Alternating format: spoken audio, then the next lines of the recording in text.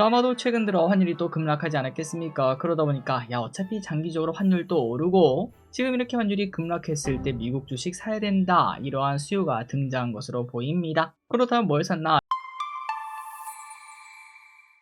네, 안녕하세요. 주식은 역시 길이길이 새길이십니다. 안녕하세요, 길이분들. 자, 새로운 한 주가 또 출발하게 되었습니다. 오늘의 공부 빠르게 오도록 하겠습니다. 같이 공부하시죠. 렛츠 기릿. 첫 번째입니다. 이제 다시 또 공모주가 시작합니다. 빠르게 어떤 게 있을지 한번 예습을 해보자면요. 일단 이번 주 삼성 스펙 있는 거 알고 계시죠? 청약하는 거 잊지 마시고요. 그리고 다음 주 20일부터는 덕양에너젠이라는 기업이 이제 청약을 시작합니다. 산업용 수소 전문 기업이라고 하는데 반도체, 석유화학, 철강 등에 관련된 기업이라고 하네요. 그리고 또 이외에도 카나프 테라퓨틱스라는 신약 개발 기업이 있다고 하는데 바이오에 대한 관심이 또 높지 않겠습니까? 기대를 해보도록 하고요. 다음으로 심사를 청구하고 청약을 준비 중인 기업에는 K뱅크, 그리고 여러분들 마르디 매크르디라는 의류 브랜드 알고 계신가요? 그 브랜드를 가지고 있는 피스피스 스튜디오가 이제 준비하고 있다고 하며 클라우드 관련 기업인 메타넷 X, 이런 친구들이 현재 줄을 서고 있다고 합니다. 올해도 공모주가 많이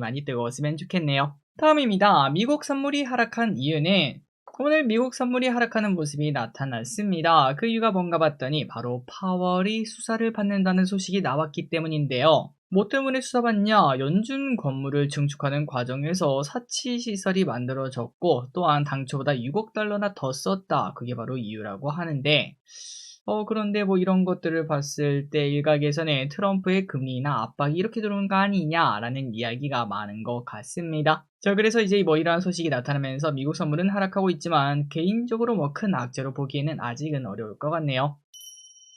다음입니다. 애국 투자, 그게 뭔데요? 정부에서 서학개미를 한국으로 돌아오게 하려고 열심히 노력하고 있는데요. 하지만 돈 앞에는 장사 없습니다. 국장보다 미장이 좋다고 생각하시는 분들이 많기 때문에 여전히 서학개미들은 최근 일주일간 3조 원이나 미국 주식을 샀다고 하는군요. 자, 아마도 최근 들어 환율이 또 급락하지 않았겠습니까? 그러다 보니까 어차피 장기적으로 환율도 오르고 지금 이렇게 환율이 급락했을 때 미국 주식 사야 된다, 이러한 수요가 등장한 것으로 보입니다. 그렇다면 뭘 샀나? 역시나 테슬라입니다. 테슬라를 진짜 좋아하는 것 같은데요. 그리고 또 마이크론과 알파벳도 관심을 많이 가지고 있다고 하니까 참고하시면 될 것 같습니다. 다음입니다. 두산에너빌리티, 올해는 내가 주인공. 지난 쿼터양 이후 지속적으로 시장에 관심을 받는 모습이죠. 두산에너빌리티는 지난 금요일 미국에서 메타가 원전 전력 구매를 한다는 소식을 꺼내면서 이제 또 상승하는 모습을 보여줍니다. 자, AI 시대에는 이제 전기가 필수라고 합니다. 그리고 그 중심에는 원전 및 SMR이 당연히 있겠죠. 그 분위기 이어갈지,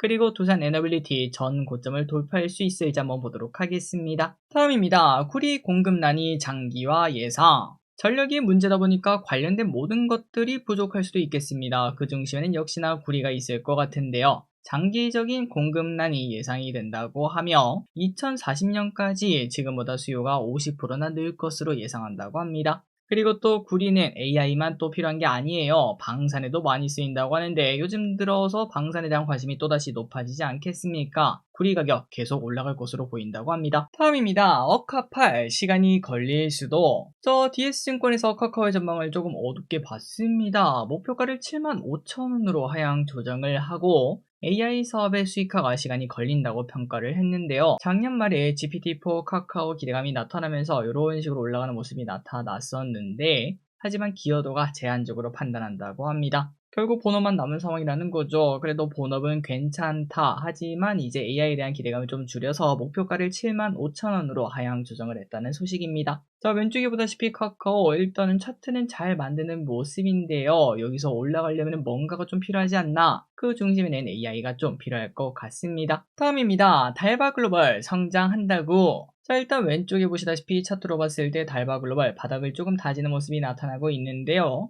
증권가의 러브콜은 여전히 이어지는 모습입니다. NH투자증권의 목표가 20만원을 유지하면서 4분기 실적은 양호하다고 하는군요. 자, 그렇다면 내가 달바글로벌 사야 되는 이유가 뭡니까 하고 물어봤더니 바로 글로벌 성장이 나타나고 있기 때문이라고 합니다. 북미에는 아마존 순위가 꾸준히 상승하고 있으며 일본에서는 메가와리 그리고 아마존 행사에서 양호한 성과를 거뒀다고 하네요. 다만 화장품이 좀 힘든 상황입니다. 경쟁도 치열해지고 있고요. 과연 잘해줄 수 있을지 조금 더 지켜볼 필요가 있겠습니다. 참고로 달바글로벌의 예상 실적을 보시면은 작년에는 5천억 매출, 올해는 7천억 매출, 내년에는 9천억 매출로 크게 성장하는 기업은 맞습니다. 그럼에도 올해 예상 퍼15, 당연히 이 정도는 매력적인 가격이라고 말을 해볼 수 있겠죠. 다만 중요한 거는 최근 들어 주가가 하락한 이유는 결국은 이 성장세가 꺾인다고 보기 때문인데, 달바글로벌이 해외에서 얼마나 잘 나갈 수 있을지 조금 더 깊은 공부가 필요할 것 같습니다. 다음입니다. 쿠팡 영업정지 검토 중. 진짜 정지를 하진 않겠지만 그래도 경고가 좀 강하게 나오는 모습이에요. 공정거래위원회 위원장은 정보 유출에 대해서 조사하고 있는데 거기에 관련된 시정 명령을 나중에 내릴 것이고, 만약에 그 명령을 시행하지 않으면 영업정지 처분도 가능하다라고 말을 했습니다. 자, 그러니까 뭐 지금 한다는 건 아니죠. 나중에 쿠팡이 제대로 처리하지 못하면 한다는 거니까 뭐 단순 경고다 이렇게 볼 수도 있겠지만, 확실히 이제 이번 정부에서는 쿠팡에 대한 압박을 좀 이어나가는 모습이네요.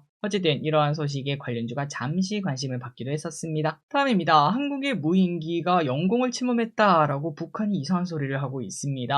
정부가 남북 대화를 재개하는 방안을 모색하려고 하는 가운데 변수가 나오고 있다고 해요. 지난 주말 북한에서는 한국 무인기가 영공을 침범했다며 너희 가만두지 않겠어 이렇게 말을 하고 있다고 합니다. 북한 말만 보자면은 정권이 교체된 이후에도 한국 무인기가 계속 왔다며 총 20장의 무인기 잔해 사진을 공개했다고 합니다. 거기에 대해서 우리나라 정부에서는 우리는 그런 적 없다, 군경 합동조사하겠다 이렇게 말을 했고, 여전히 북한과 잘 지내기 위해서 노력을 하겠다라고 말을 하고 있습니다. 자, 그래서 이제 있을만 하면은 또다시 오는 대북주죠. 이번 정부 기조, 그리고 또 트럼프도 원하고 있기 때문에 또 한 번은 기회를 줄 것 같은데요. 관련주를 보시면은 이렇게 막 급등했고 이제 많이 또 조정받은 상태 아니겠습니까? 다시 또 관련된 소식이 나타날지, 혹시나 기름들이 봤을 때 야 이거 이번 정부에서 무조건 악수 한번 한다 이렇게 보신다면은 관련주를 줍줍하는 것도 괜찮은 전략이 될 수 있겠습니다.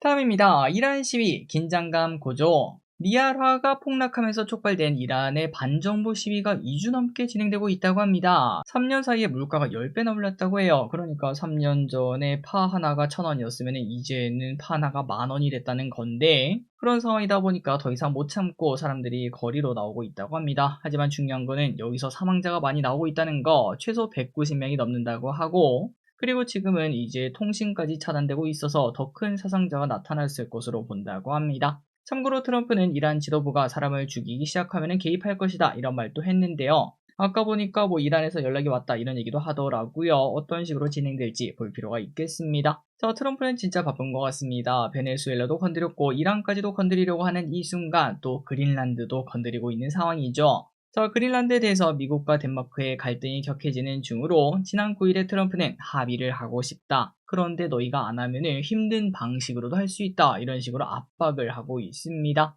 자, 그러다 보니까 유럽 각지에서는 미국의 행보에 덴마크와 연대를 표명하며 대항을 하고 있는데요. 그런데 오히려 나토가 좀 나서야 되는데 나토는 조용한 모습을 보이고 있어서 유럽 회원국들의 불만을 사고 있다고 합니다. 힘 앞에는 아무런 것도 통하지 않는 걸까요? 다음입니다. 한파주의. 주말부터 시작된 강추위가 이어지고 있습니다. 추워도 너무 춥습니다. 기름들 감기 조심하시고요. 그리고 요즘 사고 소식도 많기 때문에 운전하시는 분들 항상 조심하시기 바랍니다. 그리고 이제 오늘 오후에는 눈비가 내린다고 하고 모레부터 다시 기온이 또 가파르게 떨어질 수 있다고 하니까 감기 조심하시기 바랍니다. 자, 날씨가 춥다고 하니까 이 소식이 갑자기 생각나더라고요. 한번 찾아봤습니다. 밀라노 코르티나 담페초 동계 올림픽이 불과 한 달도 남지 않았다고 하는데요. 2월 6일부터 2월 22일까지 밀라노에서 열린다고 하고, 개막식은 AC 밀란과 인터 밀란의 홈구장인 산시로, 그리고 폐막식은 아레나 디 베로나라는 고대 로마 원형 극장에서 한다고 합니다. 자, 동계올림픽은 쇼트트랙, 스피드스케이팅, 피겨, 컬링 등 볼거리가 많은데요. TV 앞에 있는 시간이 늘어날 수 있어서 TV 관련주, 옛날에는 막 이런 게 오르기도 했었죠. 치킨 관련주도 오르고요. 자, 다만 이번에는 뭐 그런 것들을 기대할 수 있을지는 잘 모르겠고, 그리고 이제 밀라노 동계올림픽을 아무 곳이나 볼 수 없다고 합니다. JTBC 그리고 네이버 요 두 곳에서만 볼 수 있다고 하니까 참고하시면 될 것 같습니다.